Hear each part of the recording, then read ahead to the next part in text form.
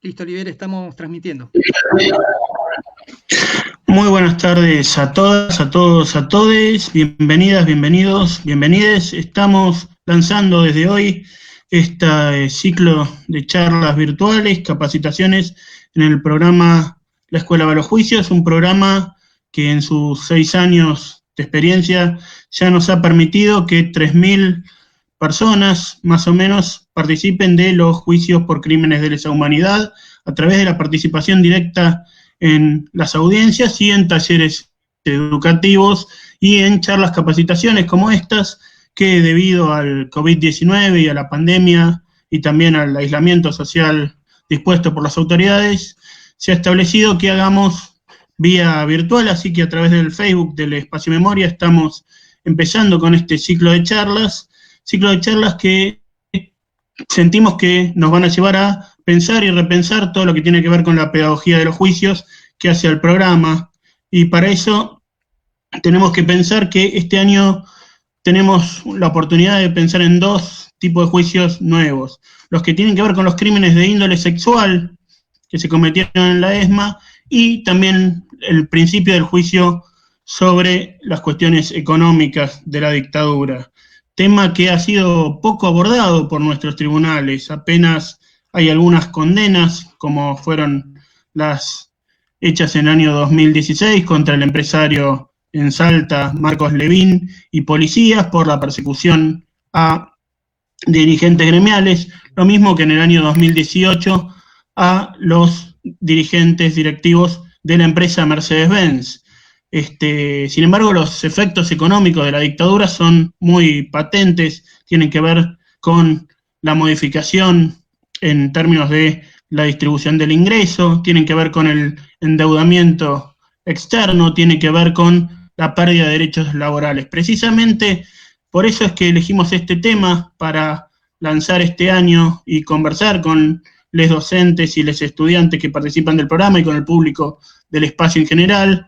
Esta temática que hemos denominado dictadura, poder económico y violaciones a los derechos humanos, y para eso tenemos la posibilidad de dialogar con especialistas, con sobrevivientes, con víctimas directas del terrorismo de Estado y hacer una reflexión colectiva a partir de los aportes de los especialistas. Para eso tenemos hoy un panel invaluable de especialistas y personas que han vivido estos hechos criminales.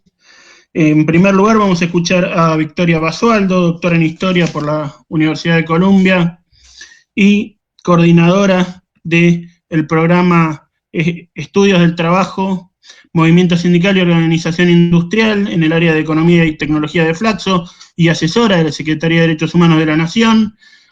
Luego a Marianela Gali, socióloga especialista en temas de empresas y dictadura y estudiante en la maestría de Economía Política de Flaxo. Y por último, al dirigente sindical, sobreviviente de la represión en Villa Constitución y actual secretario de Derechos Humanos de la CTA de los Trabajadores, Victorio Paulón. Nos parece muy importante que podamos profundizar el debate sobre los crímenes de la dictadura y los crímenes económicos en ese sentido. Así que invitamos a nuestros invitados de hoy. Les damos la palabra primero a Victoria y les informamos que esto va a estar siendo transmitido por el Facebook del Espacio Memoria y que por esa vía pueden hacernos las preguntas al terminar la exposición del último invitado, que va a ser Victoria. Así que le damos la palabra a Victoria y la bienvenida y el agradecimiento, por supuesto, por ser parte de esta capacitación virtual. Bueno, buenas tardes, muchísimas gracias. La verdad que estoy muy agradecida por esta invitación en tiempos tan complejos, en tiempos donde efectivamente estamos intentando guardar distancia para preservar la salud colectiva. Así que lo primero que tengo para decir es que ojalá que todo el mundo esté bien, ojalá que los participantes y las participantes de este programa tan valioso, todos los que lo hacen posible. Muchas gracias, Olivier, por esta introducción, por esta presentación, pero además por esta invitación a compartir un panel con 2 queridísimos y valiosos compañeros como son Marianela y Victorio. Para mí es una alegría, y con este equipo que viene llevando adelante este programa tan importante que es la Escuela de los Juicios, conectando esto que a veces es tan invisible, ¿no? Haciendo visible la existencia de los juicios en nuestro país, que es absolutamente excepcional, es una cuestión de la cual tenemos que enorgullecernos y que tenemos que acompañar con la presencia, con la reflexión. Así que con ese espíritu, con el espíritu de poder seguir sosteniendo estos temas, aún en tiempos tan complejos, que esperamos que todos podamos encarar de la mejor manera, es que estamos tratando de traer acá algunas cuestiones. Como bien planteaba Olivier recién, yo tengo varias inserciones, hablo como investigadora del CONICET por un lado, como investigadora del área de Economía y Tecnología de Flaxo, donde coordino el programa que mencionaba, pero además estando trabajando en la actualidad con la Secretaría de Derechos Humanos, que es el caso de Marie también, que es investigadora en la Secretaría, trabajando sobre estos temas y intentando avanzar en la relación entre investigación y judicialización, continuando con una tarea que no es mía, digamos, y esto lo digo en términos de lo que voy a hacer, la presentación que voy a hacer ahora, se basa no solo en investigaciones individuales, no solo en cuestiones que pueda haber hecho en la carrera académica, sino fundamentalmente en trabajos colectivos con muchos equipos e instituciones que vienen trabajando sobre estos temas. Así que, sin ir más lejos, quiero compartirles un poquito este tema que venimos a plantear hoy, que vamos a estar mirando en este momento. Espero que todos puedan ver allí muy bien. Vamos a ver hoy, como planteaba Olivia al principio, una presentación sobre dictadura, poder económico y violaciones a los derechos humanos. Voy a empezar hablando yo, va a seguir Marianela y va a seguir Victorio Paulón. Y vamos a tener tres ejes centrales de los cuales yo voy a abordar únicamente el primero. Primero vamos a tratar de hablar de los debates sobre la dictadura y la presencia de la cuestión de la relación entre el poder económico, fuerzas armadas y violaciones a los derechos humanos en nuestro proceso de memoria, verdad y justicia. A eso voy a dedicar los próximos minutos y espero que me acompañen a tratar de hacer este recorrido a toda velocidad en estos minutos que tenemos. En segundo lugar, Marianela les va a presentar una de las causas en las cuales van a estar trabajando en el marco del programa, que es la causa Chavane Industrias Siderúrgicas Grassi, y va a tratar de presentar el objeto de la causa, los imputados, algunos de los datos centrales judiciales y el entramado de vinculaciones que esta causa expone. Y por último va a cerrar Victorio Paulón hablando de poder económico y dictadura, las implicancias de esta alianza y sus impactos laborales y sociales de largo plazo, y va a desarrollar algunos otros casos emblemáticos que no vamos a poder profundizar mucho ni yo ni Marianela, pero que son realmente centrales, como el caso Asindar y las vinculaciones con esta causa que ustedes van a estar viendo. Voy entonces a tratar de abordar algunas cuestiones de la primera parte que yo tomé a mi cargo, esperando que todos puedan estar viendo correctamente los materiales. Cualquier cosa, por supuesto, me avisan. Quiero, en este sentido, hablar... disculpen, ahí va. Quiero, en este sentido, hablar, en primer lugar, de los debates que hay sobre dictadura. Existen numerosos debates sobre cómo pensar este tiempo que sabemos que fue un punto de inflexión en la historia argentina, y se ha enfatizado sobre todo la dimensión de historia política de este periodo. Por eso quiero acá recordar una serie de producciones académicas y de aportes desde el campo de la investigación, que ya desde los años 80 y durante los años 80, 90, incluso posteriormente, como vamos a ver ahora, instalaron otras dimensiones de esta cuestión y recordaron que hay que analizar la dictadura no solo en función de la primera cuestión que nos viene a la cabeza, que es la política represiva, de la cual vamos a hablar ahora un poquito, sino fundamentalmente de estos temas que están viendo acá, de las transformaciones del poder económico, la política económica de Martínez de Hoz, la oposición obrera a la dictadura, las prácticas sociales del sindicalismo y una gran cantidad de aspectos que habían quedado de manera secundaria, que habían quedado desplazados respecto de lo que era una visión más política de la dictadura. Quiero recordar también que en los últimos años, en los últimos 15 años, hubo un desarrollo muy importante desde el campo de la investigación, de la mano de la recuperación de las instituciones científicas, de la mano del crecimiento del CONICET, de las universidades. Existió un crecimiento muy fuerte de la producción académica sobre una gran cantidad de temas que tienen que ver con poder económico y dictadura. Y aquí vemos solo algunas de estas producciones que se hicieron en algunos casos sobre una gran cantidad de temas que tienen que ver con poder económico y dictadura. Y aquí vemos solo algunas de estas producciones que se hicieron en algunos casos desde equipos de investigación, en otros casos desde equipos que trabajaron en las distintas instancias estatales que se fueron creando, y en un proceso además donde se abrieron archivos muy sistemáticamente que permitieron ver otras dimensiones. Me refiero, por ejemplo, al archivo de la Comisión Nacional de Valores, que dio lugar a 2 de los libros que estamos viendo acá, también al archivo del Banco de la Nación Argentina. Me refiero, por ejemplo, al archivo de la Comisión Nacional de Valores, que dio lugar a 2 de los libros que estamos viendo acá, también al archivo del Banco de la Nación Argentina. Me refiero a una gran cantidad de archivos de defensa, del ámbito de defensa de las Fuerzas Armadas. Me refiero a archivos de inteligencia, como la dirección de el archivo de la Dirección de Inteligencia de la Policía de la Provincia de Buenos Aires, la DITBA, al Archivo Nacional de la Memoria y a su papel muy impresionante que cumplió en términos del desarrollo de la investigación en este tiempo. Quería también hablar de un proyecto, cuando les decía que trabajamos con otros equipos. Este libro es una muestra de ese trabajo en conjunto, de esa colaboración tan importante que se llevó adelante, que es Responsabilidad Empresarial en Delitos de Lesa Humanidad, un libro que hicimos con la Secretaría de Derechos Humanos, con el programa Verdad y Justicia, con el CELS y con nuestra propia área de Flaxo, y que abordó 25 empresas de todo el país en términos de su participación en la represión a trabajadores en 6 regiones del país. Este informe, que fue hecho entre 2014 y 2015, un insumo muy importante para lo que vamos a ver ahora, que es el proceso de judicialización, el proceso de memoria, verdad y justicia que recuperó estas cuestiones en nuestro país.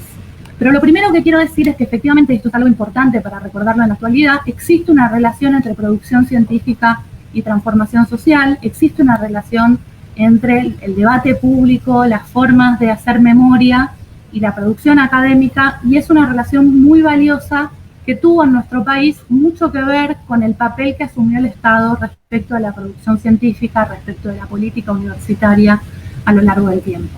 Entre el 2013 y el 2015 vemos una apuesta por la producción científica, por un Estado que invierte en el crecimiento del CONICET, en las universidades, en la educación, y por supuesto esto tuvo un corte significativo a partir del 2015, y es en este momento en el cual estamos intentando revertir esa política implementada desde diciembre del 2015 en adelante, no solo rejerarquizando la producción científica, por lo cual estamos peleando muy fuertemente dentro del ámbito científico, sino además jerarquizando esta producción universitaria, la tarea de archivos y la tarea de distintas organizaciones y organismos estatales en esta materia. Bueno, quiero entonces referirme muy brevemente, quiero entonces referirme muy brevemente a cómo estas miradas permiten comprender de otro modo la dictadura. Uno pensaría en la etapa de la dictadura como centrada específicamente en el papel que tuvieron las Fuerzas Armadas, que como sabemos tuvieron distintas corrientes dentro de su seno y que como sabemos fueron además objeto de presiones sociales, disputas, protestas en este periodo. Pero queremos también, a partir de toda esta bibliografía, a partir de la enorme producción que tenemos sobre estos temas, recordar cómo la dictadura también son estos otros personajes, a veces más ocultos, como el que tenemos aquí rodeado por una gran cantidad de micrófonos, José Alfredo Martínez de Hoz, que efectivamente llevó adelante una política económica desde el 76 hasta el año 81, cuando fue desplazado, que transformó las bases estructurales del país. Entonces, además de pensar en las políticas represivas, que por supuesto fueron muy significativas, acá tenemos un mapa que nos muestra la existencia de centros clandestinos de detención en todo el país, vemos que más allá de esta política represiva, tenemos algunas vinculaciones centrales entre las políticas de represión y las transformaciones económicas y sociales que son necesarias recordar. Simultáneamente al establecimiento de cientos de centros de detención clandestinos en todo el país, aquí tenemos además jerarquizada el área metropolitana de Buenos Aires, con una concentración muy fuerte, pero como vemos, esto ocurrió a lo largo y a lo ancho de todo el país. Lo que vemos en la dictadura es una profunda transformación de las bases económicas de nuestro país, una caída muy importante del volumen físico de la producción industrial, es decir, un cambio en el peso de los sectores económicos dentro de la economía, una transformación muy grande de la clase trabajadora, una caída muy grande de los obreros ocupados en industria, un incremento de la productividad de la mano de obra, es decir, una caída de los obreros ocupados, pero una suba en términos de la productividad de estos obreros, de la exigencia a la cual eran sometidos. Tenemos además un periodo en el cual hubo una evolución exponencial de la deuda externa, un tema que no nos es ajeno, sino que claramente está presente en nuestros debates, desde 8.000 a 46.000 millones de dólares durante la etapa de la dictadura, un periodo de enorme crecimiento de la fuga de capitales en este momento, y fundamentalmente un proceso de transformación muy regresiva de la distribución del ingreso de nuestro país en esta etapa. Por eso, efectivamente, tenemos que poder recordar, tenemos que poder pensar cómo hablar de la dictadura no es únicamente hablar de las fuerzas militares, no es únicamente hablar del aparato represivo, de la represión sin precedentes que se aplicó sobre el país, cuestiones que son claramente centrales, muy significativas, sino que tenemos que hablar también de todos estos procesos económicos y laborales que transformaron de algún modo a nuestro país y dejaron un legado muy significativo.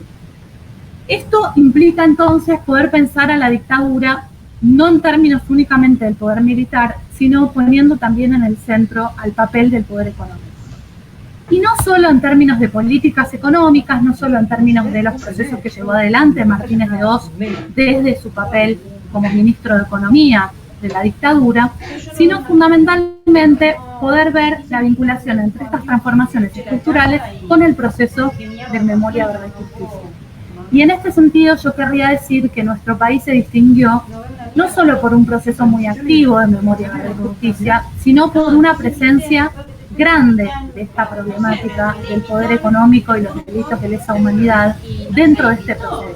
Desde la CONADEP en 1984, el juicio a las juntas en 1985, aparecieron casos muy emblemáticos como la causa Ford, por ejemplo, marcando Ford, Ledesma, Astarza, son casos ya mencionados, ya marcados por la CONADEP en el año 84 como de una necesidad y una relevancia impresionante, y se vio entonces en ese momento a las fábricas como un territorio de disputa, como un lugar de represión, donde efectivamente no solo las Fuerzas Armadas, sino la propia estructura empresarial había tenido un peso muy significativo en los procesos represivos. Como ustedes saben, nuestro proceso de memoria, verdad y justicia fue muy complejo y tenemos las leyes de obediencia debida y punto final en el 86-87, los indultos en el 89-90, y es en la década de los 90 donde nuevamente se toma esta cuestión de la relación entre poder económico y dictadura como un eje que hay que poder trabajar. Y esto implica que la CTA haga una presentación en 1998 ante el juez Baltasar Garzón, hablando de la represión al movimiento obrero como un componente central de la dictadura, pero además implica que en el momento en que los organismos impulsaron los juicios por la verdad desde fines de la década de los 90, aparecieran voces justamente obreras como centrales para poder comprender este proceso. Es en ese momento donde aquellos que no habían podido hablar en el 84, que no habían podido dar su testimonio, que no habían podido acercar esas voces que todavía estaban muy marcadas por lo que había sido el enorme proceso represivo durante la dictadura, empezaron a hablar justamente de delegados de base, de trabajadores, de todo un entramado de represión que no se había visto en ese momento.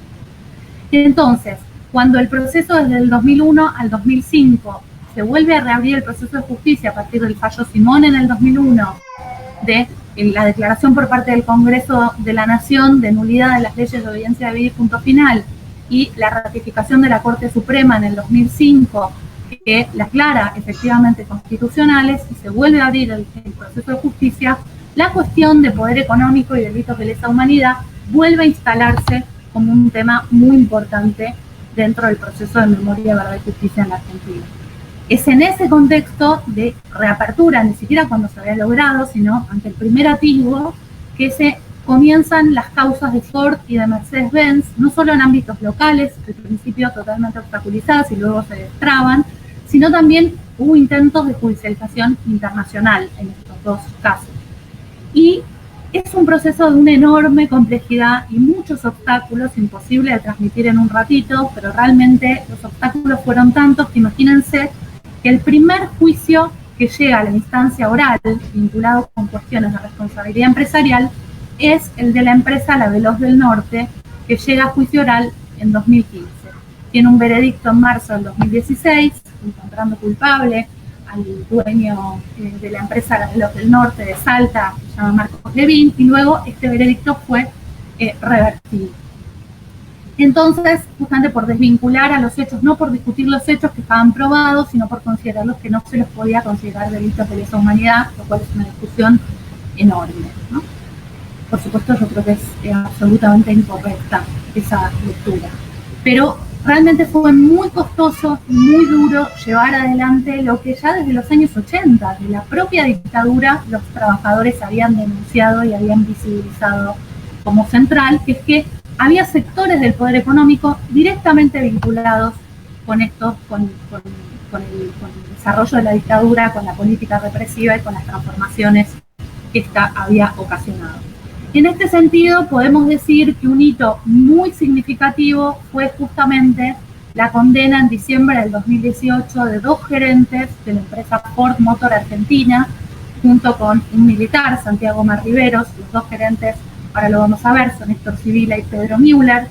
Esta condena fue un paso muy significativo que jalonó un proceso con enormes dificultades. Tantas dificultades que en diciembre del 2015 se había aprobado una comisión bicameral para estudiar las complicidades económicas con la dictadura y nunca pudo implementarse hasta la actualidad, porque por supuesto luego hubo un cambio de gobierno y el gobierno de Mauricio Macri impulsó, tuvo como objetivo una reconfiguración muy radical de las políticas de derechos humanos, cuestión que no se consiguió en muchos campos, pero que por supuesto frenó una cantidad de procesos muy valiosos y muy significativos. ¿Cómo se logró todo esto? ¿Cómo logramos un proceso de justicia que tome en cuenta la cuestión del poder económico? Yo diría que claramente estas imágenes de movilización que ustedes están viendo ahí son centrales para explicar esto.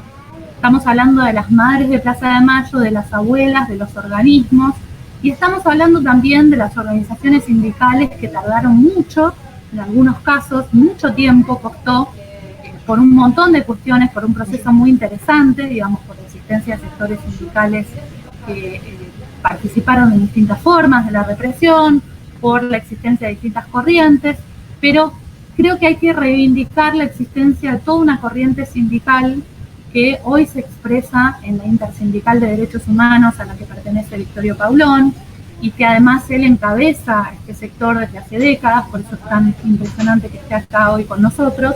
Realmente me parece que tenemos una tradición de movilización y de lucha muy significativa, no solo en las calles por un lado, pero además en los estrados judiciales. Miren la imagen del juicio a la Junta.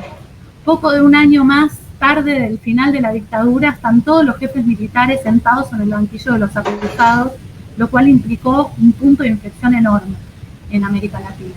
Y aun cuando se dieron las leyes de obediencia debida y punto final, y los indultos por parte de Menem, hubo masas, una movilización muy importante en la calle y procesos de resistencia muy significativos que llevaron a estas iniciativas a las cuales me refería antes.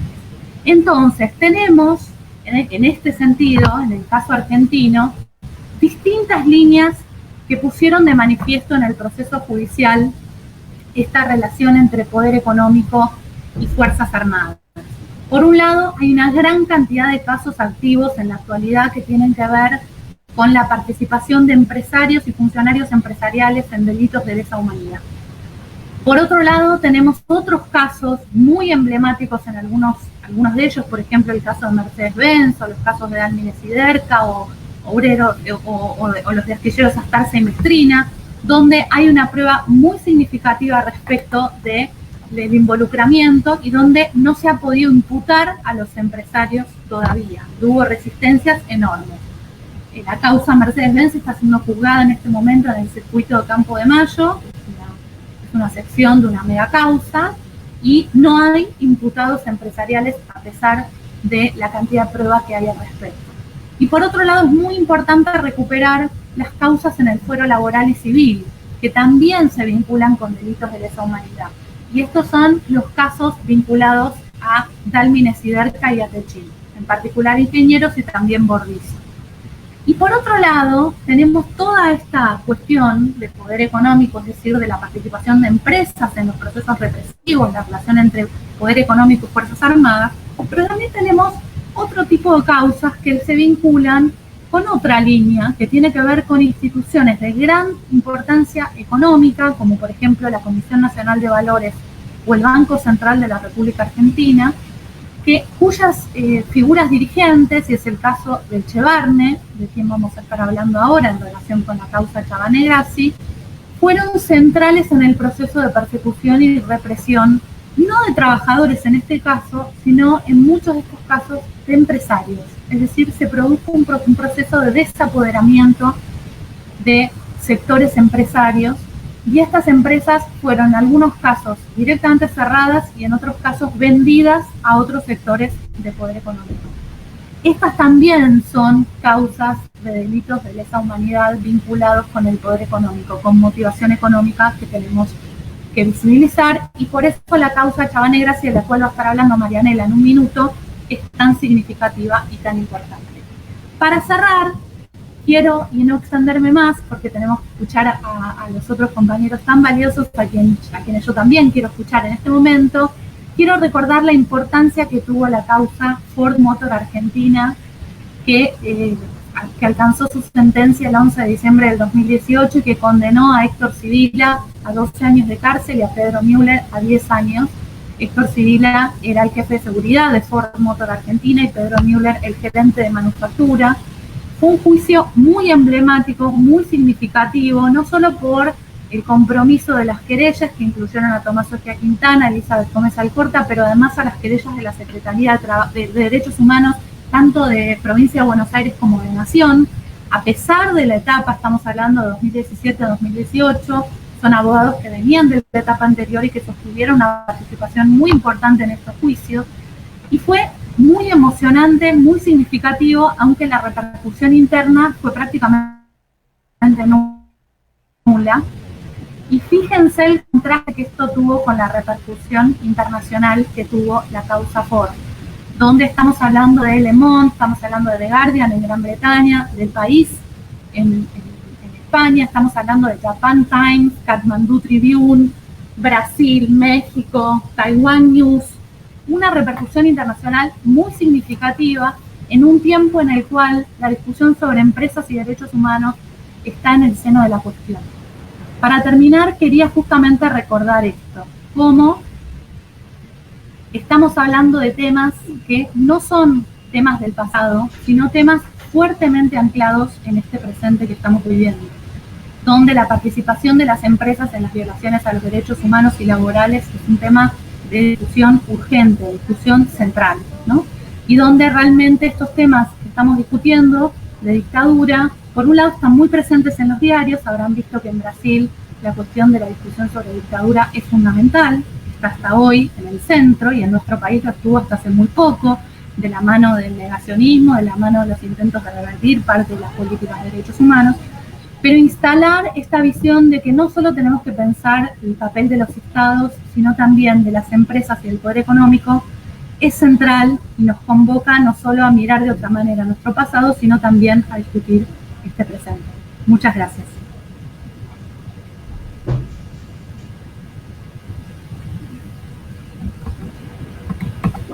Hola, bueno, digo yo, gracias Victoria, gracias Victorio por acompañar este día, y a todos los compañeros del programa La Escuela de los Oficios que se remangaron y pudieron hacer posible esta conexión digital, y a los docentes, las y los docentes que están en sus casas por seguir sosteniendo la escuela pública. Así que es un honor para mí estar aquí, y bueno, continuar un poco ya metiéndonos en la causa Chavane-Grassi. También voy a proyectar un PowerPoint.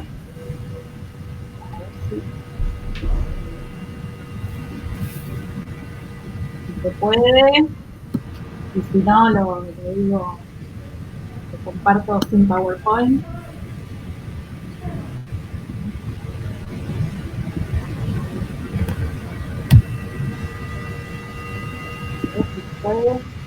Bueno, no me deja, pero bueno, no importa. Si no, lo digo sin PowerPoint. Bueno, un poco contar el juicio oral que estaba previsto el 14 de marzo comenzar. Ahora vamos a ver cuál es la decisión del tribunal, pero tenemos que no se retrase más, porque ya hubo varios retrasos de este juicio. Y bueno, el objeto de investigación es la privación ilegítima de la libertad, las torturas y el desapoderamiento ilegal de 28 empresarios y empleados, vinculadas a los grupos económicos chavanes que estaba comprando el Banco de Burlingame junto con Graci, que era también un grupo industrial de la rama siderúrgica, y bueno, se habían asociado para comprar este Banco de Burlingame,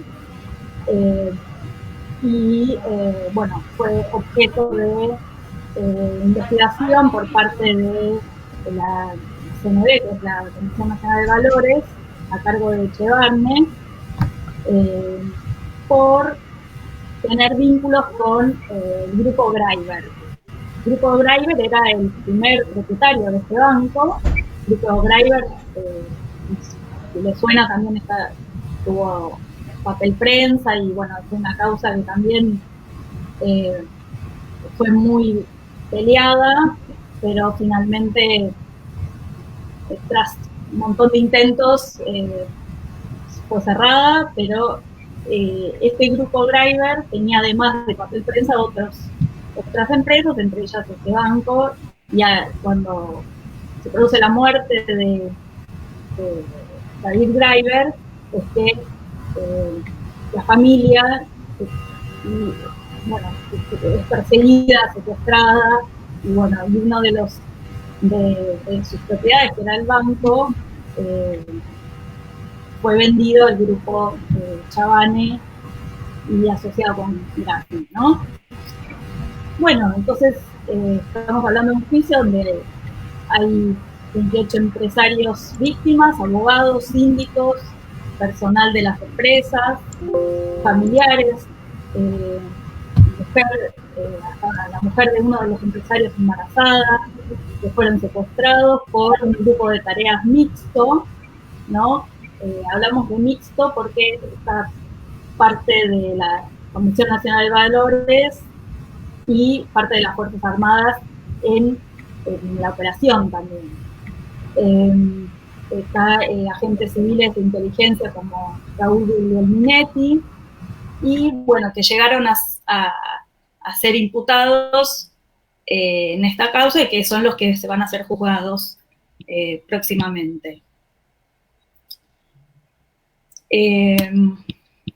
Bueno, después tenemos, o sea, ¿cuál era el objetivo de la dictadura? Era recuperar el dinero, ¿no? Que se hablaba de 20 millones de dólares que Montoneros habría obtenido por el pago de los rescates de los hermanos Juan y Jorge Bon. Y bueno, una denuncia anónima llega a la CNV objetando esa compra, y el banco fue intervenido por el Banco Central también, y pusieron a un militar, el general Casino, en el directorio para intervenir. Lo importante de este juicio es, de esta causa, perdón, es ver la estrategia que hubo por parte de la dictadura, que es un entramado que vincula elementos que van desde lo legal de facto, ¿no? Se construyó una legalidad de facto, hasta lo represivo clandestino, donde se fueron articulando distintas instituciones del Estado que participaron, tanto civiles como militares, que podemos encontrar el Poder Judicial, ¿no? La Justicia Federal, la Policía Bancaria, la Comisión Nacional de Valores, el Banco Central, y también la Justicia Castrense, porque en ese momento la justicia militar sería, ¿no? Estaba vigente. Entonces, ¿cómo crearon esa legalidad de facto? La dictadura fue a través de una legislación sobre subversión económica, que es un concepto que el subversivo, además de político, de social, había una subversión económica. Y había una ley creada desde antes de la dictadura, desde 1974, por iniciativa del Poder Ejecutivo, que en ese momento estaba a cargo Isabel Martínez de Perón, y que entró en vigencia en octubre de 1974. Por supuesto, en el debate de esa ley hubo muchos legisladores de la oposición que denunciaron la inconstitucionalidad y porque se establecían tipos penales prohibidos por nuestra Constitución y porque esos mismos delitos podrían juzgarse con códigos, con el código procesal de ese momento. ¿Qué pasó después del 24 de marzo de 1976 con el golpe? Los militares dictaron un aumento de penas relacionados con esa ley y ampliaba el número de personas a criminalizar y promulgaron otra ley que, según los hechos subversivos, fuesen políticos o económicos y debían ser juzgados por la justicia militar en consejos de guerra. Entonces, después del golpe, cada vez se fue endureciendo toda esa legislación y creando nuevas herramientas, como también la CONAREPA, a través de un decreto. La CONAREPA es la Comisión Nacional de Responsabilidad Patrimonial, que sirvió para investigar el patrimonio de ciertas personas y empresas y ordenar la transferencia al Estado Nacional. Y de esa manera confiscaran los bienes sin condena previa. Vale destacar que toda esa información de la CONAREPA se encuentra en este momento en el Archivo Nacional de la Memoria, que es el resguardo mayor de los documentos de la dictadura para ser consultados y bueno, hay bastantes líneas de investigación en ese sentido sobre el tema. Una segunda pata es la actuación judicial. Fue la CNB, con Echevarne a la cabeza, erradicó una denuncia el 31 de agosto del 78 en el Juzgado Federal del juez Sarmiento.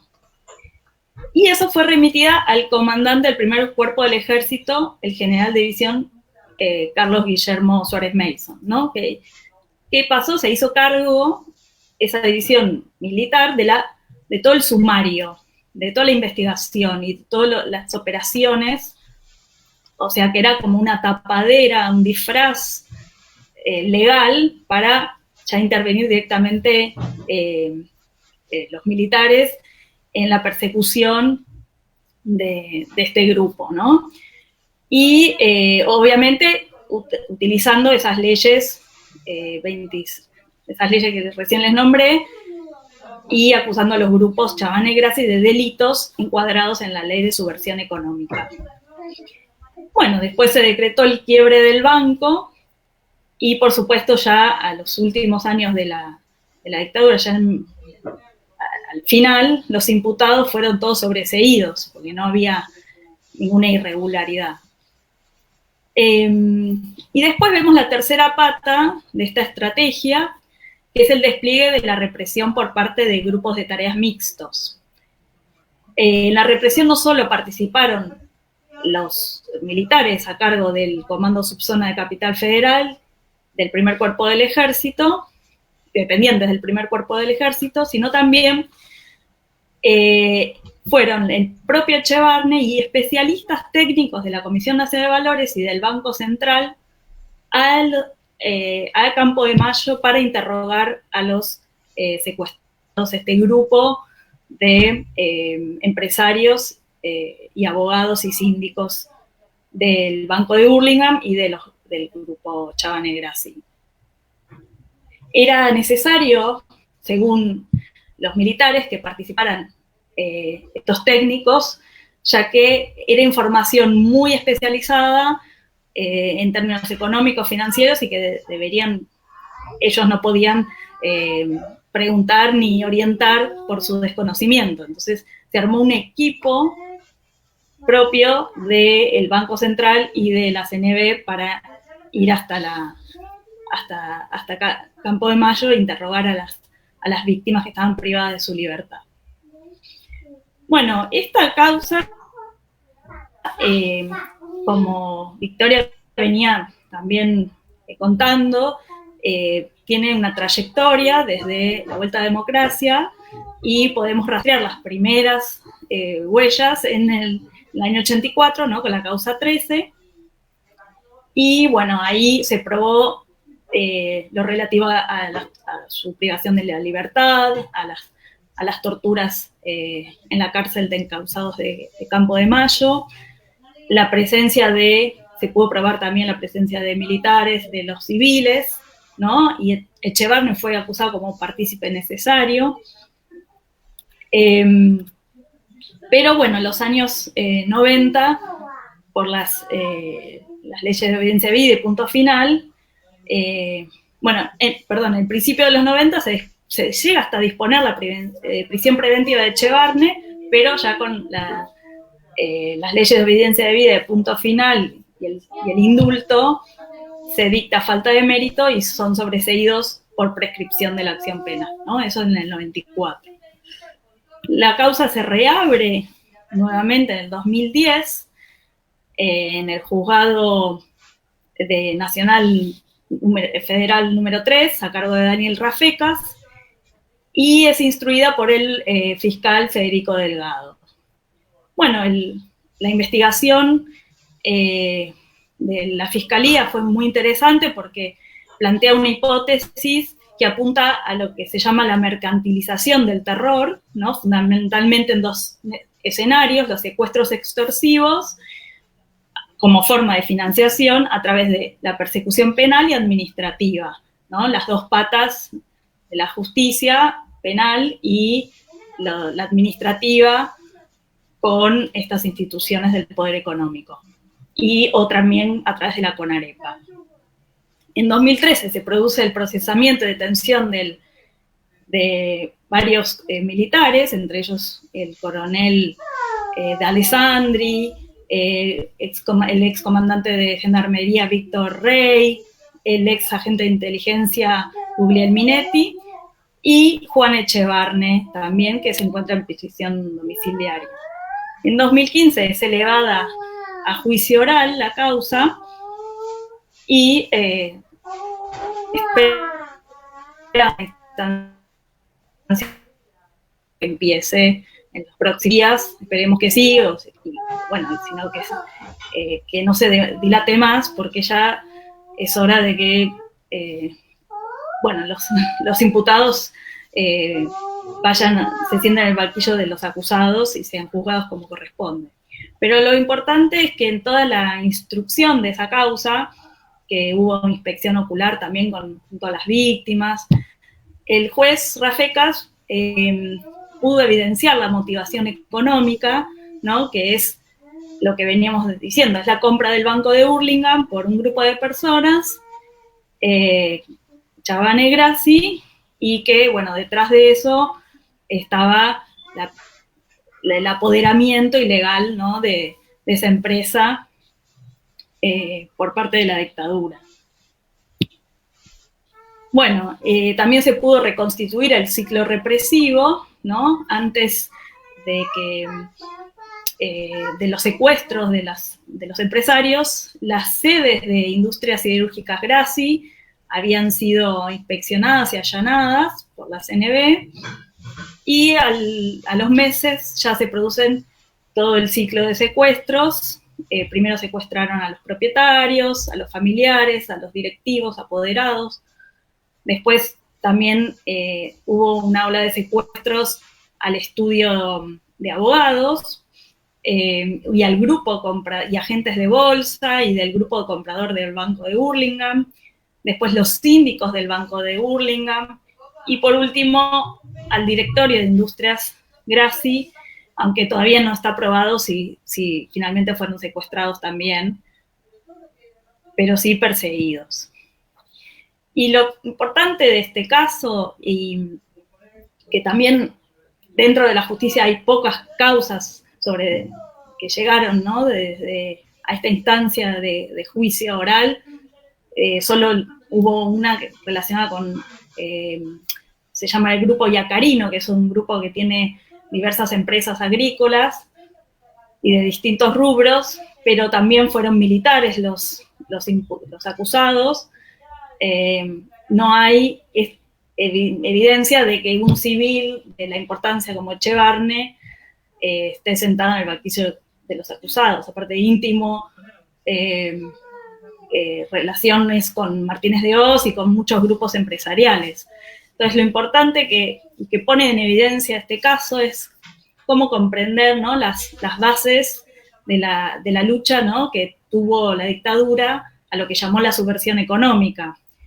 Y el informe de Economía y Política y Sistema Financiero de la CNB, que el equipo de investigadores realizó en 2013, dio cuenta de un montón de evidencia y puso en relieve algunas cuestiones que me gustaría compartir ya para cerrar y pasarle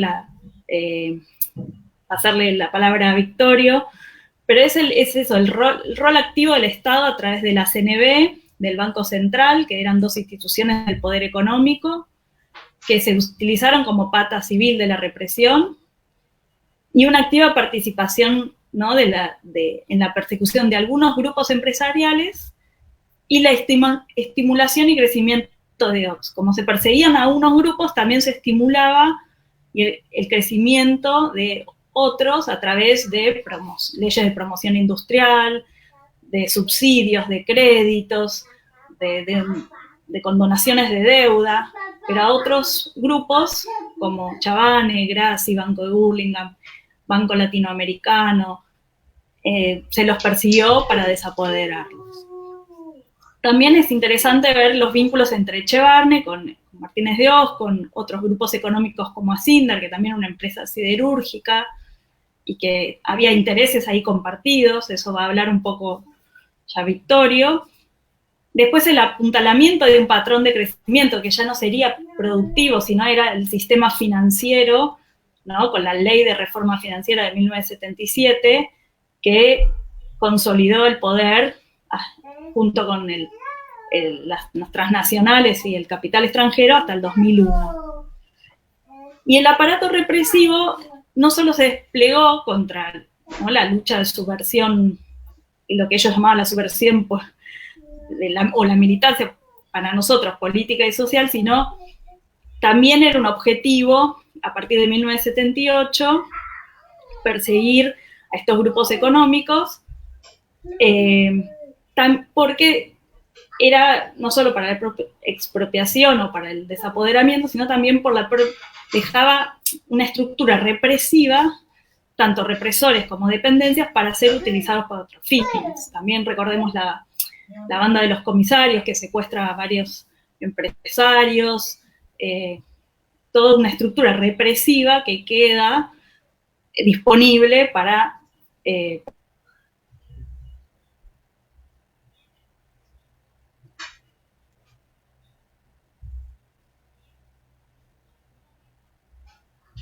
mercado de valores del país, ¿no? Se secuestró, se eliminó a unos, se desapoderó, ¿no?, a unos, y se le dio importancia y se encubrió a nuevos actores relacionados con el proceso dictatorial.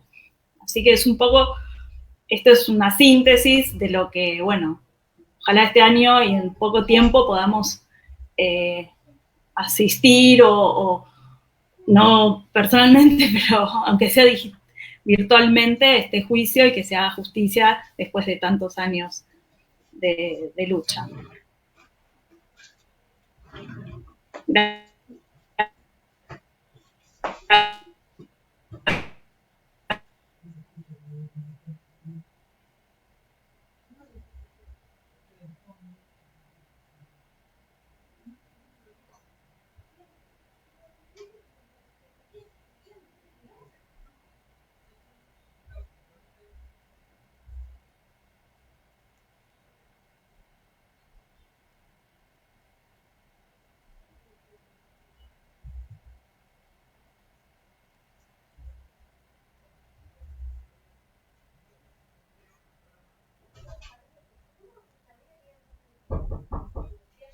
No se escucha nada.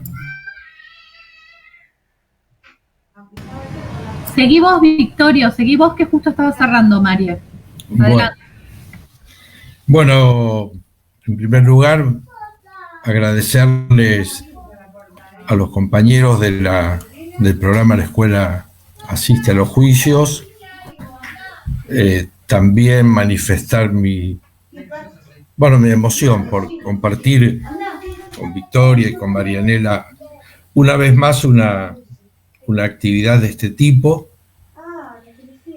Decirles que me siento convocado no solamente por mi experiencia personal, por lo que me tocó vivir, sino porque formo parte, entre otros, de la Intersindical de Derechos Humanos, con una cantidad de representantes de comisiones de derechos humanos, de sindicatos, de todas las centrales, que venimos asistiendo y acompañando a los juicios de lesa humanidad, fundamentalmente aquellos donde se está ventilando la responsabilidad empresarial en los delitos económicos de la dictadura, y testimoniar de alguna manera de la importancia que han tenido el testimonio de tantos compañeros como los integrantes de la comisión interna de Ford, de Mercedes-Benz, que realmente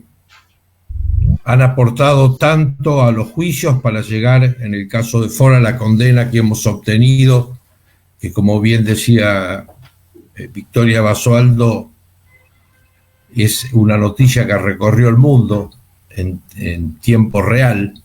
En la Argentina apenas algunos medios la tomaron muy fugazmente, pero en los principales diarios del mundo fue título, fue tapa, aquella condena a la Ford por violación a los derechos humanos en la Argentina. En segundo lugar, porque, entender la complejidad de nuestro país y desentrañar la historia de los últimos 50 años, por poner un tiempo determinado, necesariamente nos obliga a recorrer estos caminos tan oscuros, tan dolorosos, porque fue la manera en que se fue configurando el poder económico. Y en el caso nuestro, yo fui integrante del Comité de Lucha de Villa Constitución, que llevó adelante aquella huelga en el año 1975 por la libertad de los dirigentes sindicales que habían ganado democráticamente una elección en la seccional y que después fueron intervenidos desde la UON Central por un decreto firmado por Isabel Perón, Alberto Rocamora y Otero, el ministro de Trabajo, que denunció un complot subversivo para paralizar la industria pesada del cordón industrial del Paraná. Y aquí hay un jugador oculto, en un primer momento, que es la propia empresa Sindar. Sindar habría podido en aquel momento resolver muy fácilmente aquel conflicto entre la Unión Obrera Metalúrgica a nivel nacional y una seccional opositora. Y tomó partido en contra de sus propios trabajadores y actuó consecuentemente. Y esto le permitió liderar a una porción importante del empresariado argentino, que fue el que generó, el que creó las condiciones para el golpe de Estado del 24 de marzo de 1976. Un caso inédito. Poco menos de un mes antes del golpe convocaron a un paro la Asociación Empresarial Argentina, es decir, una participación activa que le ganó después del golpe la posibilidad de colocar al superministro de Economía de la dictadura, José Alfredo Martínez de Hoz, quien para ello abandonó la presidencia del directorio de Asindar, dejando su lugar a un reconocido militar, uno de los primeros que había recibido formación especial en Francia sobre la lucha antisubversiva, que era el general Alcides López Ofrán, y jugar durante todo aquel proceso un rol hegemónico. Asíndar es la clave de la complicidad empresarial en la Argentina. Si existió, como decimos nosotros, una bisagra entre el poder económico y la dictadura, Asíndar era el perno de esa bisagra. 2 datos para entenderlo. Antes del golpe del 76, en la Argentina había alrededor de 35 firmas siderúrgicas. Cuando terminó la dictadura quedaban 3 o 4. Somisa, que era la estatal, una agónica, un grupo Col, la Cantábrica, Aceros Bragado y una pequeña empresa en Rosario que hoy fue adquirida por los brasileros. El resto de las firmas siderúrgicas pasaron mayoritariamente a manos de Asíndar y otras al grupo Techín.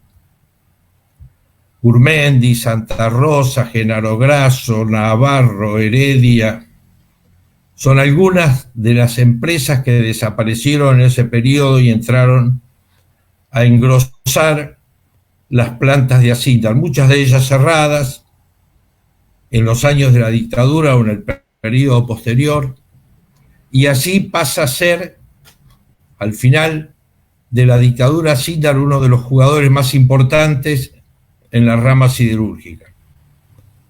Y lo que acaba de narrar Marianela tiene mucho que ver, porque Siderúrgicas Grassi era proveedor de Asíndar.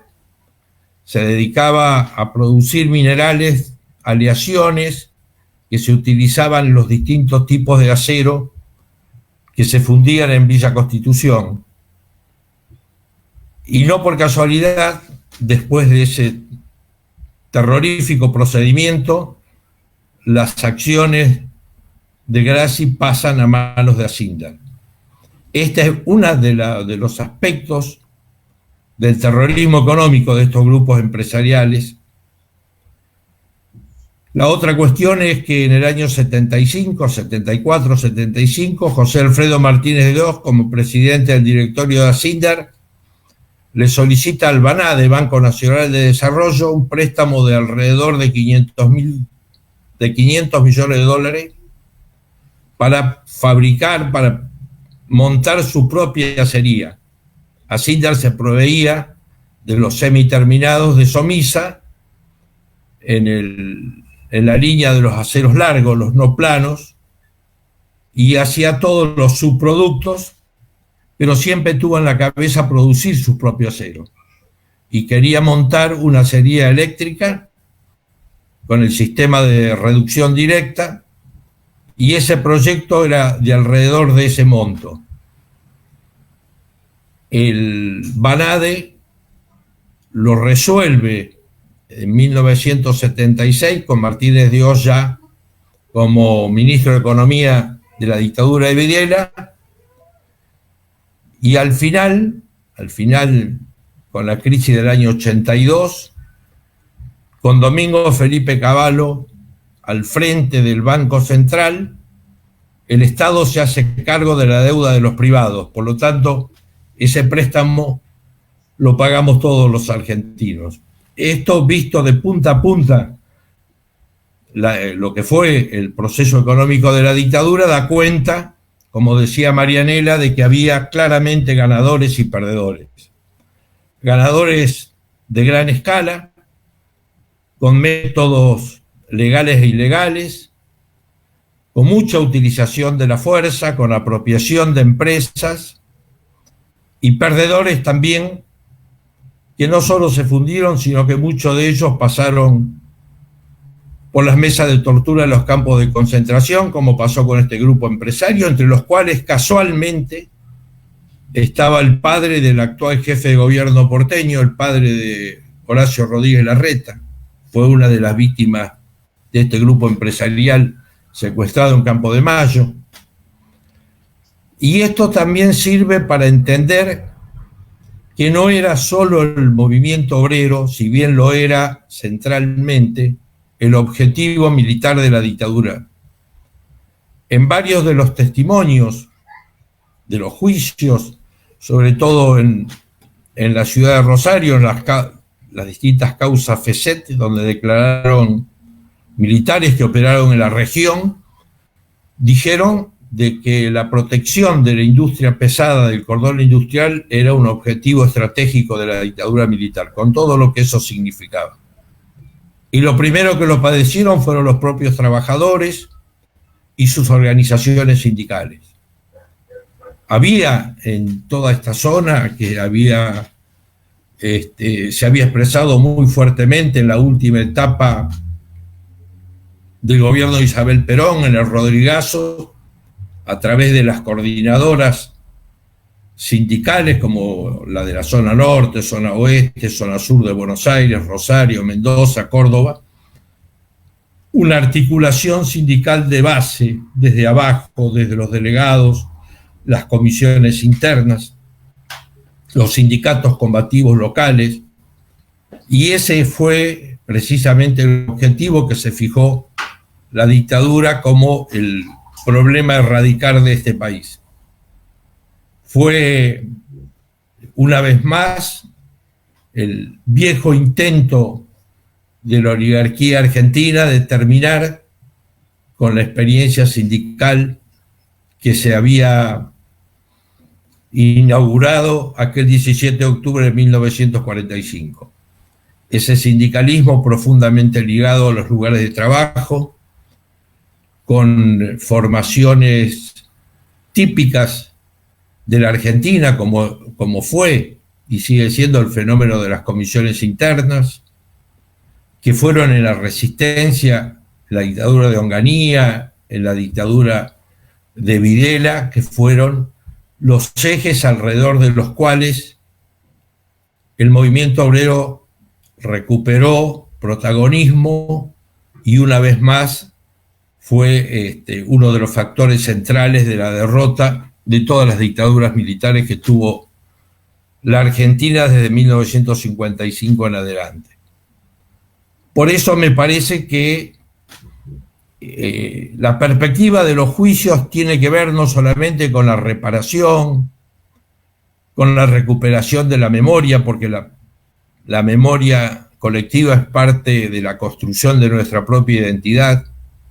Somos los sindicalistas, los trabajadores organizados sindicalmente en este país, somos descendientes de todas esas experiencias de organización y lucha, y somos también la preocupación permanente del poder fáctico en este país. No hay ocasión, no hay crisis, no hay situación en que la Argentina entre en crisis donde no intenten avanzar sobre los derechos individuales y colectivos de los trabajadores.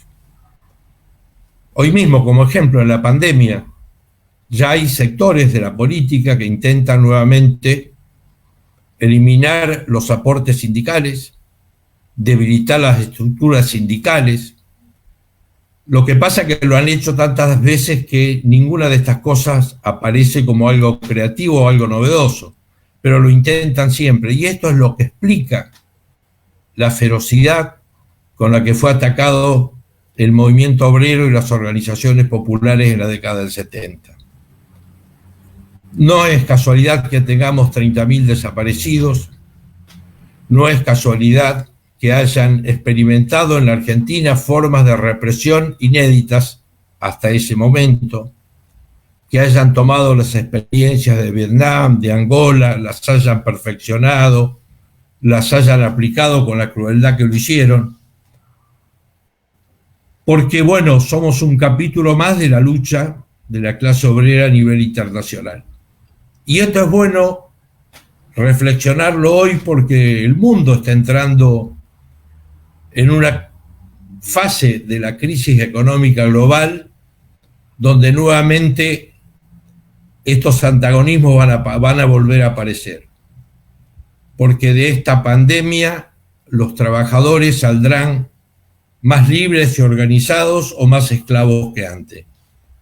Entonces me parece que esta mirada y esta apertura como valor educativo, cultural, la presencia de los cursos de secundarios en los juicios, escuchando el testimonio directo de los que lo padecieron, ver las reacciones de los chicos cuando descubren la historia en vivo y en directo, es un aporte fundamental para generar la nueva democracia y la nueva cultura que tenemos que construir en la Argentina.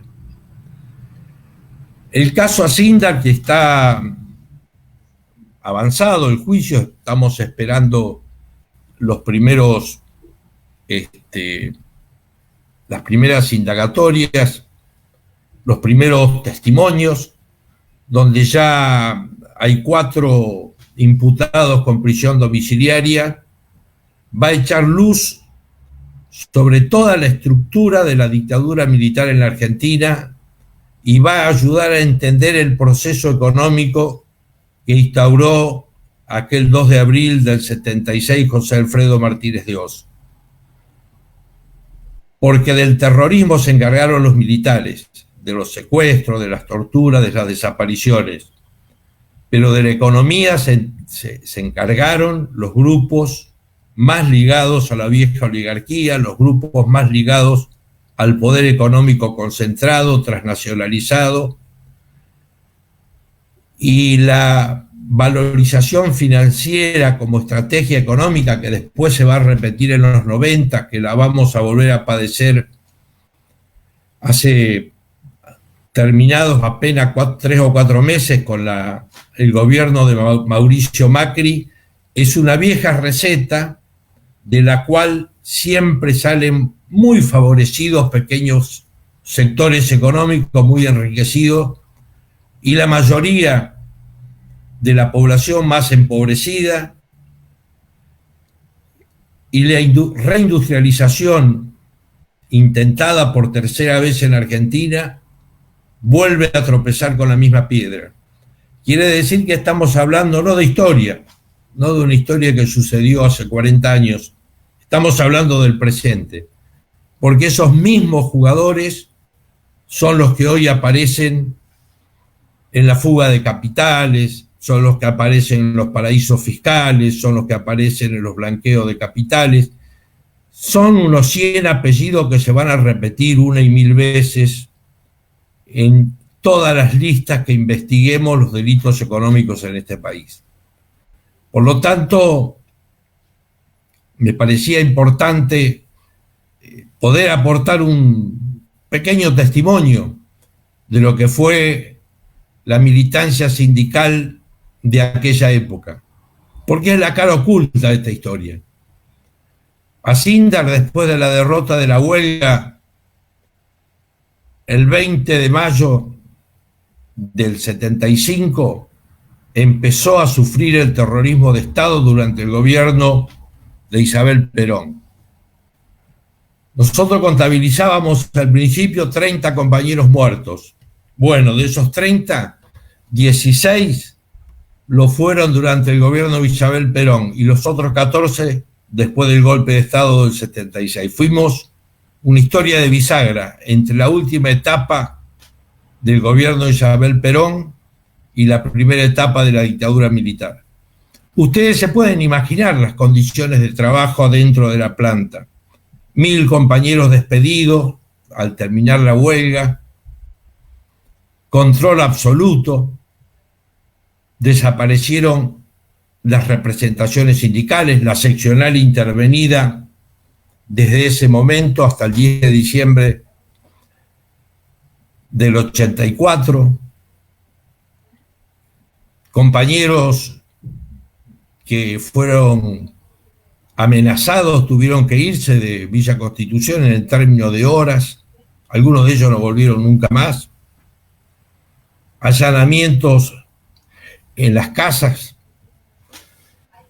después de la huelga y después del golpe del 76. Para que tengan una idea, yo trabajaba en una fábrica donde éramos 170 operarios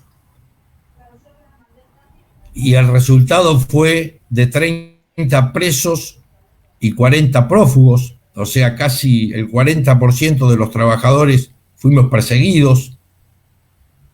Y sin embargo, el 6 de diciembre del año 82, el líder de los metalúrgicos, que había salido en libertad de un año antes, Alberto Piccinini, estaba con libertad vigilada, y hay una convocatoria a un paro hecha por la CGT con Saúl Ubaldini a la cabeza. La intervención en el sindicato obviamente mandó a la gente a trabajar. En el turno a las 6 de la mañana todo sucedió normalmente, con mucho control policial, pero al ver que no pasaba nada se relajaron, y en el cambio de turno de las 2 de la tarde, el compañero Piccinini con 2 compañeros más se para en la entrada de la fábrica. Había unos 300 metros entre la ruta y el portón de acceso del personal, ahí entraban todos los colectivos, para en el primer colectivo, sube y les dice: compañeros, somos la UON de Villa Constitución, hay un paro nacional, nosotros no podemos carnerear. Y muchos lo miraban porque eran nuevos trabajadores que habían ingresado después de aquella huelga. Habían oído hablar, pero no lo conocían, hasta que reaccionó un viejo operario que venía durmiendo al fondo del colectivo, lo reconoció, se bajaron todos los compañeros, pararon los demás colectivos. Cuando llegó la policía había alrededor de 250, 300 obreros haciendo una asamblea y se decidieron plegarse al paro. De ahí a recuperar el sindicato pasó menos de un año, y desde ese momento hay una conducción, sucesivas conducciones en la Unión Obrera Metalúrgica que continúan con aquella tradición, con aquella línea histórica, lo cual es un agravante más que demuestra que tanta sangre, tanta represión, tanto terror fue inútil.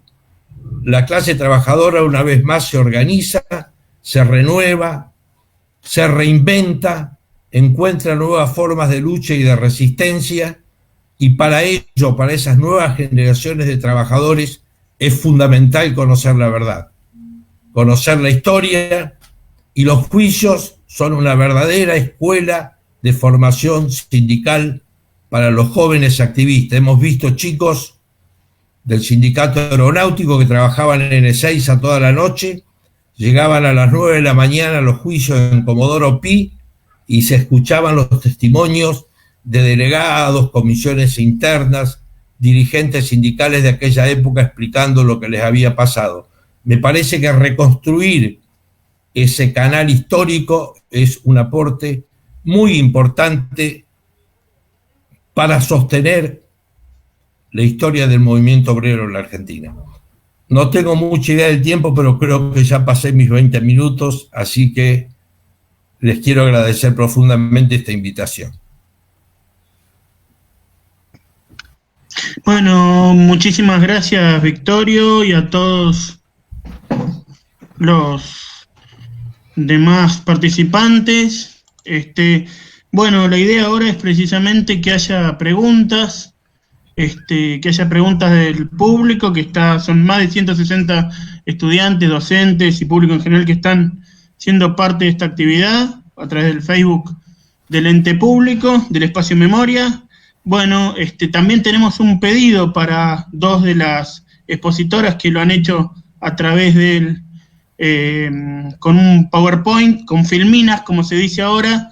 Nos piden les docentes, Marianela y Victoria, que acerquen al programa este material tan gráfico y tan pedagógico, así que llevamos la inquietud, así podemos incorporarlo a otros materiales que hemos producido ya desde el ente público, desde el equipo de programas educativos y desde el programa La Escuela va a los Juicios. Tenemos un par de preguntas e invitamos a todos a hacer más. Una pregunta es: ¿cómo podemos hacer para motorizar estos juicios? Si son empresas tan grandes y poderosas, ¿en qué podemos sumarnos a ayudar? Yo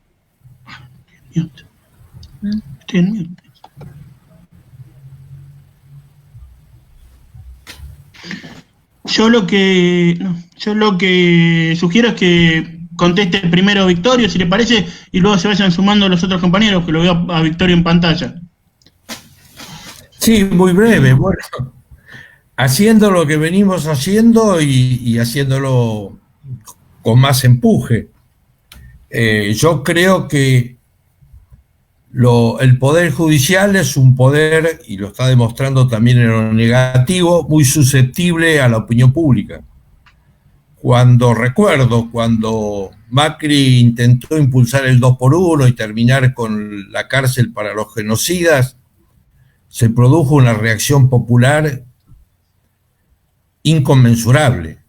Hasta los propios organizadores se vieron sorprendidos por la respuesta aquella tarde, que determinó que el Congreso en 24 horas votara una ley para impedir que salieran de la cárcel.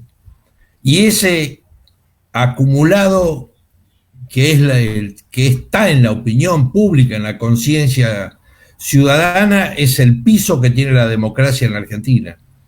Entonces me parece que la mejor forma de apresurarlo, de llevarlo adelante a los juicios, es el reclamo permanente. Si van a sesionar de forma remota la Cámara de Diputados y el Senado, tranquilamente puede hacerlo el Poder Judicial, pueden declarar los testigos y pueden seguir los juicios.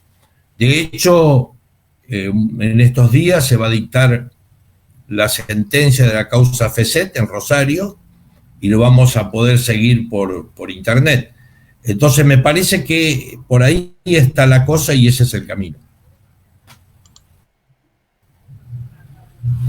Sí, yo quería agregar también que nuestra audiencia mayoritariamente son docentes, alumnos, alumnas. La verdad que tienen un lugar muy importante. Creo que la difusión de estas temáticas en el aula, el trabajo que están haciendo de participación en este programa, la formación en estos temas, la presencia del tema de memoria, verdad y justicia en las aulas, creo que ha tenido un impacto impresionante. Y por eso vemos un proceso de movilización en todas las generaciones, como desde los niños y niñas de jardín de infantes, a partir de leer algunos de los cuentos que fueron prohibidos en dictadura, entienden lo que es la censura, entienden lo que es la persecución de la oposición y lo que es la violencia. La verdad es que creo que como docentes tienen una posición privilegiada para el trabajo de estos temas. Y así como históricamente se visibilizó el papel de las Fuerzas Armadas, me parece que hay un trabajo para hacer también respecto de la relación entre procesos represivos y transformaciones económicas. Cómo en realidad hablar de derechos humanos no es hablar únicamente de fenómenos de violencia, sino que los derechos económicos, sociales y culturales son una parte central de los derechos humanos, y cómo en realidad las cuestiones laborales, que a veces aparecen tan disociadas, muy claramente Victorio contó cómo a partir de su historia, pero a partir de toda nuestra historia, a partir de lo que estamos viviendo todos como trabajadores en el campo científico, en el educativo, vemos que nuestra vida está atravesada por discusiones que tienen que ver con derechos. Y que efectivamente una de las cuestiones centrales ahora, en esta etapa, es ese desafío, es ver cómo podemos integrar la cuestión de derechos económicos y sociales como una parte central de los derechos humanos. Y desde ese punto de vista creo que se visibilizan estos juicios, se visibiliza la importancia de ver que a veces el perpetrador es el Estado, pero en relación con otros sectores de poder que aparecen muy desdibujados, ¿no? Siempre estamos discutiendo qué es lo que hace el Estado respecto de esto, de lo otro, lo de más allá, que es muy importante, es fundamental. Sabemos que la política estatal es definitoria, pero también sabemos que hay otros sectores de poder que tienen una presencia enorme en nuestras vidas y en dimensiones que no se conciben como parte del campo de derechos humanos. Creo que ahí en el ámbito de la educación hay una potencialidad enorme de transformación a partir de ver la propia historia de cada una de las familias. El programa Jóvenes y Memoria, hermano del de ustedes, es también muy interesante porque son proyectos en los cuales los alumnos y alumnas van a sus propias familias, se enteran de qué trabajaban, sus padres, sus madres, sus abuelos, sus abuelas, entienden las historias de su territorio, ven lo que significa el cierre de fábricas, ven lo que significa procesos de desocupación y cómo eso influye inmediatamente en estas cuestiones. Yo creo que una manera muy fuerte de apuntalar estos juicios y a los sectores desplazados es visibilizar la identidad de trabajadores y trabajadoras como algo central en la sociedad y poder incluir dentro del campo de derechos humanos esta cuestión de derechos económicos, sociales, culturales y laborales, ¿no? Eso diría yo.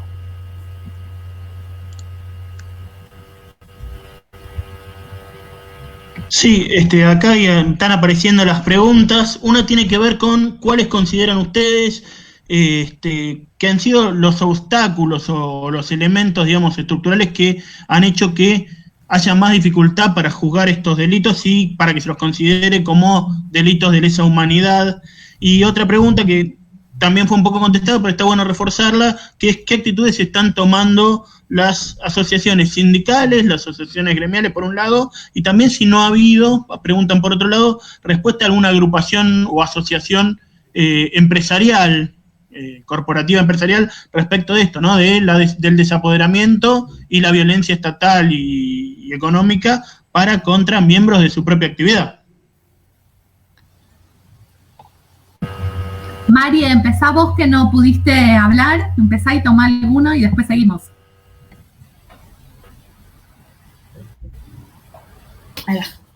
Ahí.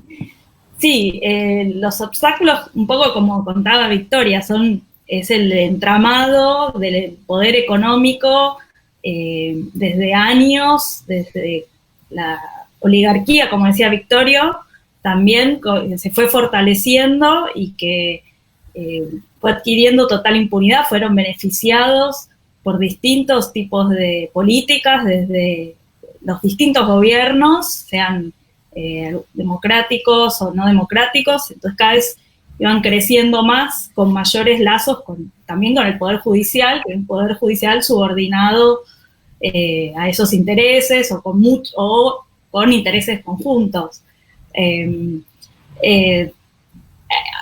La lucha permitió, ¿no? Con la causa Ford o con algunos otros ejemplos, ver que es posible juzgar, que es posible una condena. Ha sido significativo también el trabajo de poder probar, ¿no? La participación empresarial, porque son delitos que las empresas mismas a veces no dan información, entonces tenés que buscar en archivos diferentes, tenés que juntar investigadores de distintas disciplinas. En el caso Ford fue evidente el trabajo que se hizo con las querellas y con las querellas particulares y las querellas de la Secretaría de Derechos Humanos y los investigadores, que fue crucial para lo que es la prueba, ¿no? Para demostrar qué pasó con cada uno de estos actores, de exdirectores de seguridad, exdirectores de relaciones laborales o industriales, en qué concretamente dieron información. Bueno, en el informe de responsabilidad empresarial hay una serie de prácticas empresariales represivas que se distinguen y se ve un poco la provisión de camionetas. En el caso del Ledesma fue muy evidente la provisión de camionetas en los secuestros. Bueno, pero a veces no es suficiente, incluso el Ledesma, porque fue sobreseído Blaquier y el gerente general. Entonces es un poder también que Ledesma tiene hasta hoy poder muy importante en la zona noreste de la región y en el país, pero es imprescindible la movilización, la organización, los organismos de derechos humanos que están detrás de todos estos juicios y de lo que es la lucha por la memoria verde de la justicia, en el trabajo de archivo, en el trabajo de difusión. Así que me parece que, bueno, que hay que seguir la lucha, que es un gigante enorme, pero vale la pena visibilizar todo esto y el trabajo en las aulas, como decía Victoria, es fundamental desde su rol como docente, poder transmitirlo y cada vez exigir más este juicio y castigo, ¿no? Sí, yo agregaría otra mirada, digamos, la otra mitad del vaso, si se quiere. ¿Por qué en Argentina fue posible todo lo que logramos y en otros lugares no? ¿Qué es lo diferente? Tenemos más de 1000, sí, bastante más de 1000 represores condenados desde prisión perpetua, condenas más cortas, por los jueces naturales, por la justicia, sin crear tribunales especiales. Ese poder judicial que a veces nos pone tan nerviosos, nos enoja tanto, es el que, a través de algunos de sus jueces, dictó condenas ejemplares. ¿Cuál fue el papel de aquel puñado de mujeres con el pañuelo blanco en el año 77 que empezaron a dar vuelta alrededor de la pirámide de la Plaza de Mayo, reclamando por sus hijos desaparecidos y por sus nietos por nacer? ¿Cuál fue el rol de las abuelas de Plaza de Mayo, que hoy debemos estar por los 140, más o menos, nietos recuperados, cada uno de ellos con una historia?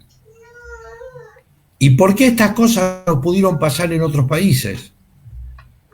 A mí me parece que hay que cuestionarnos las dos cuestiones, los dos temas. ¿Cuáles son las dificultades y cuáles son los logros? Porque tenemos tendencia, los sectores populares en este país, a generar doctrinas de la autoderrota, a minimizar nuestras propias gestas colectivas y a ver o a imponernos esa visión pesimista del camino que estamos recorriendo. Yo, en ese sentido, voy a lo que me quede de vida consciente, no voy a terminar de sorprenderme de las cosas que suceden todos los días en el tema de los derechos humanos. Yo veo un poder económico salvaje, brutal, ladrón, concentrador, represivo, pero que en la disputa de lo público no ha logrado generar hegemonía en este país. En algún momento de esta contradictoria historia llegaron al gobierno y creo que fue tanto el daño que van a tardar décadas nuevamente en poder generar una fantasía que arrastre a la gente a volverles a creer. Entonces me parece, veo como un inmenso territorio en disputa donde lo que nos falta a nosotros es valorar en su justa medida el rol de la acción colectiva. No hay caciques, no hay caudillos en esto, hay organización horizontal y voluntad colectiva. Y hoy hablamos de los derechos humanos, pero si tomáramos otro tema, hace 2 años, cuando 1 millón de mujeres rodearon la Cámara de Diputados el día que se votaba la despenalización del aborto, y uno veía no solamente la variedad etaria, desde mujeres de mi generación hasta chicas de la escuela, de los cursos de la escuela secundaria con el pañuelo verde. ¿Por qué esas cosas suceden en Argentina y no están sucediendo en otros lugares? ¿Por qué el Chile de Pinochet, que parecía tan disciplinado, tan domesticado, tan ejemplar desde el punto de vista de las propuestas neoliberales, un buen día 100 pibes saltan los molinetes del subte y desencadenan un quilombo que no lo pueden parar hasta el día de hoy? ¿Por qué suceden estos fenómenos? Entonces me parece que las respuestas siempre son explicaciones parciales, pero me parece que hay un sustrato social que tiene que ver con que esta historia que estamos relatando es una historia en primera persona, es lo que nos pasó a nosotros. Marianela, además de su brillante exposición, tiene el padre desaparecido. Y esta generación de pibes que son protagonistas en la política, en los derechos humanos, en la academia, en el sindicalismo, son para mí el germen del sindicalismo que viene, de la nueva política que va a aparecer cuando terminemos con el neoliberalismo en el mundo, porque vamos a terminar. Y estas experiencias para mí son invalorables. Sí, quería agregar algo respecto de esto. A mí me parece muy importante tu perspectiva, Victorio. Yo creo que sí que uno tiene que poder pararse y apreciar todo lo que se logra, ¿no? En el fragor de la batalla, en la dificultad, en los obstáculos, en la situación tan difícil que siempre se enfrenta, uno por ahí no toma la magnitud. Por eso quería detenerme un minuto en esa presentación de PowerPoint. Terminó esa presentación con la causa Ford, diciendo, bueno, aún en el contexto del macrismo, aún en el contexto de un proceso de retroceso tan grande, todos los que trabajan en el sitio de memoria de la ex-ESMA lo saben en primera persona, el nivel de financiamiento, de desvalorización total del trabajo que se hizo y la manera en la cual un conjunto de trabajadores y trabajadoras mantuvo en pie los distintos espacios y siguieron sosteniendo, bueno, este programa, entre otras cosas, ¿no? Pero digo, también el trabajo de Marianela en la Secretaría, de tantos compañeros contra viento y marea, llevando adelante estas cuestiones. Yo creo que es muy importante poder valorar todo de lo que somos capaces, ¿no? La cantidad de cosas que podemos hacer. Y también me parece en este sentido revalorizar lo que vos decís en clave de organización colectiva, porque individualmente es muy poco lo que podemos hacer y colectivamente es enorme la transformación que podemos lograr. Y en este sentido era el que apuntaba la cuestión, los dos ejes que plantean, por un lado el poder de las organizaciones sindicales y cómo se plantean frente a estas cosas. Yo creo que ahí también hay que aprender de Victorio en este punto y decir que sabemos que hubo burócratas sindicales que se alegraron de la represión y que incluso contribuyeron con información, con una cantidad de estructura para que esta represión tuviera lugar. Ahora, la dictadura reprimió al movimiento sindical en su conjunto, a toda la estructura sindical.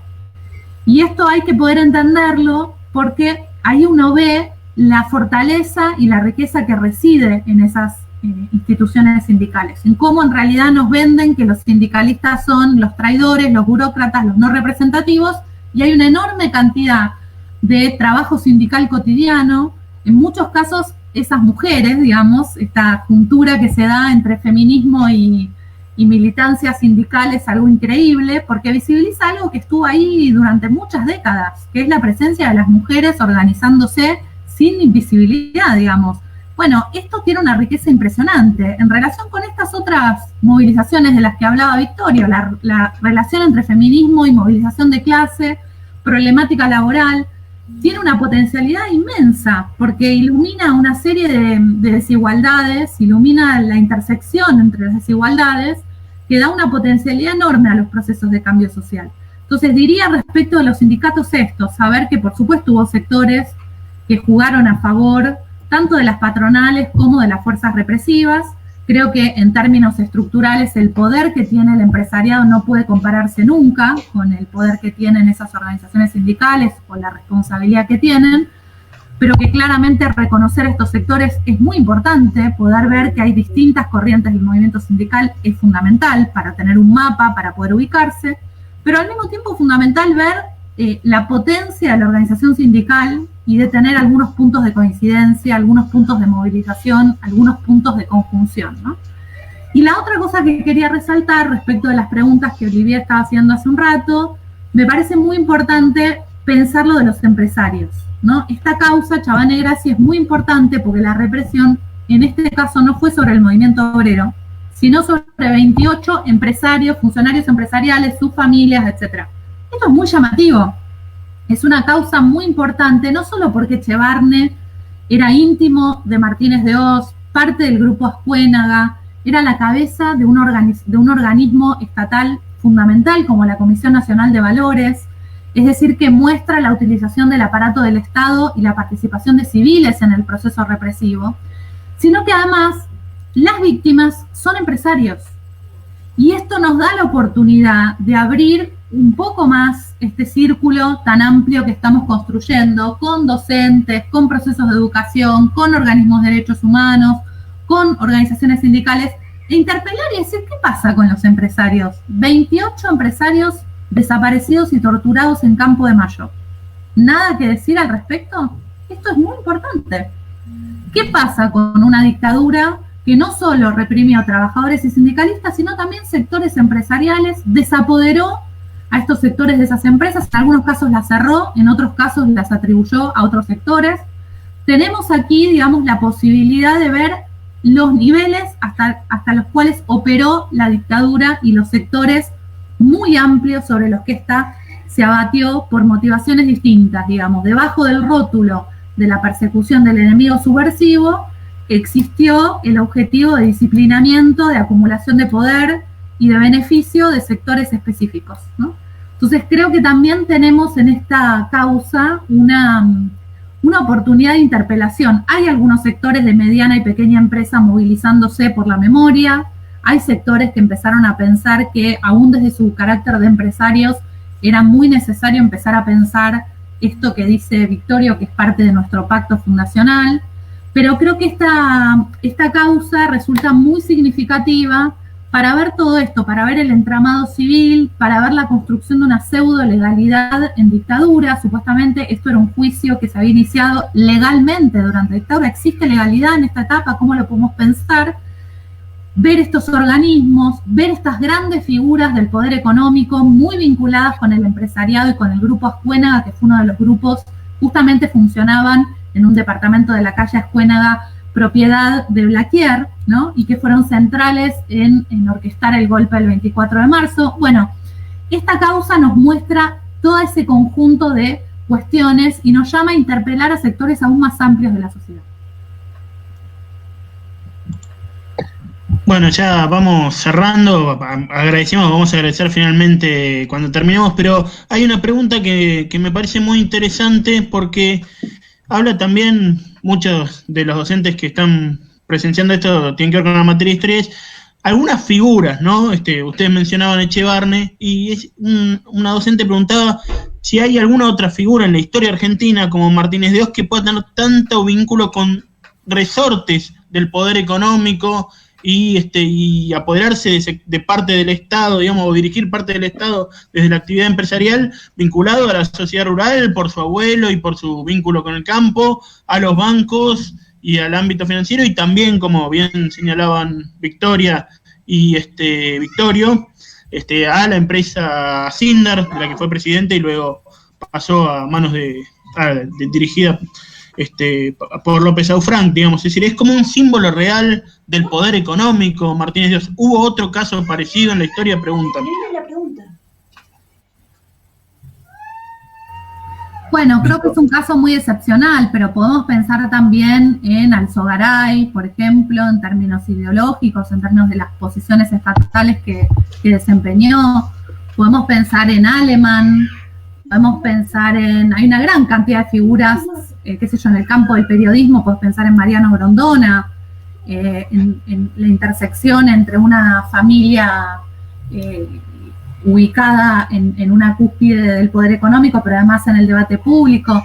Creo que hay diversas figuras. Me parece que Martínez de Hoz es una figura de una enorme densidad, digamos, una enorme densidad.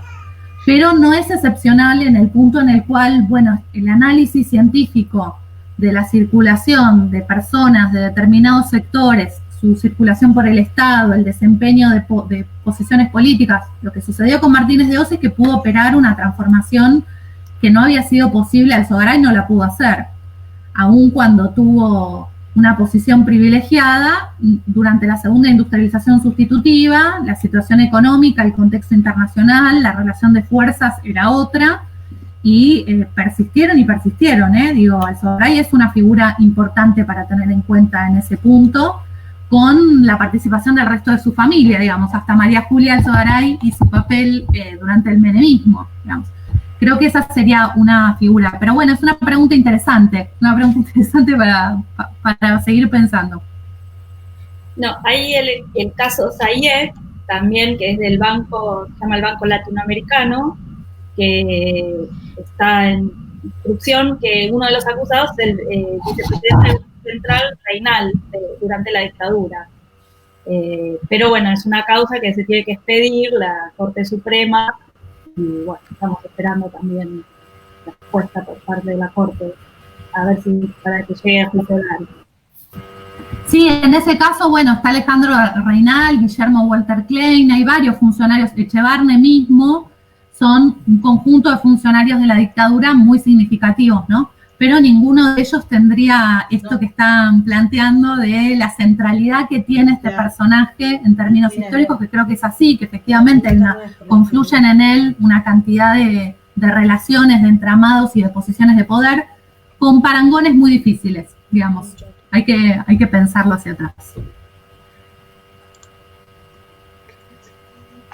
Bueno, desde el programa les queremos agradecer a los tres muy profundamente la disposición, los materiales, las brillantes exposiciones. Es muy bueno que podamos ampliar los horizontes de nuestro trabajo, pensar nuevos temas, que si bien lo veníamos trabajando, es muy importante contar con aportes materiales y conceptuales tan interesantes como los que hemos tenido esta tarde. Y bueno, esta es la primera charla, esperamos que haya salido bien y que podamos seguir en contacto y trabajando juntos. Alguna vez Victorio habló delante de los estudiantes ahí en la puerta de los tribunales de San Martín, así que bueno, este tipo de actividades esperemos que nos sigan teniendo en un vínculo que esperamos que se fructifique, y a todos los docentes que participaron, estudiantes y público en general, bienvenidos al programa La Escuela de los Juicios y estamos a su disposición. Bueno, muchísimas gracias. Gracias. Agradecerte, bueno, y decirte que somos muchos los compañeros que podemos aportar testimonio.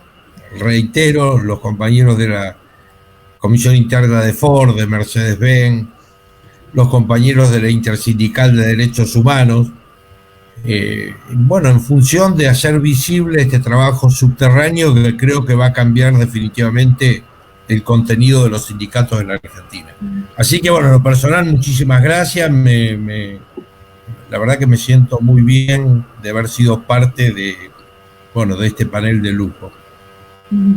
Sí, por nuestra parte también, con Marianela somos integrantes del grupo de estudios sobre responsabilidad empresarial, somos un conjunto muy amplio de compañeros, también lo mismo, muchos de ellos de distintas disciplinas, muy comprometidos y también a disposición para participar, y lo mismo respecto de la intersección con otros sectores. La verdad es que es muy importante la construcción interdisciplinaria y entre distintas organizaciones, entonces también me parece que la participación de los abogados, que han tenido un papel tan destacado en el litigio, es muy importante.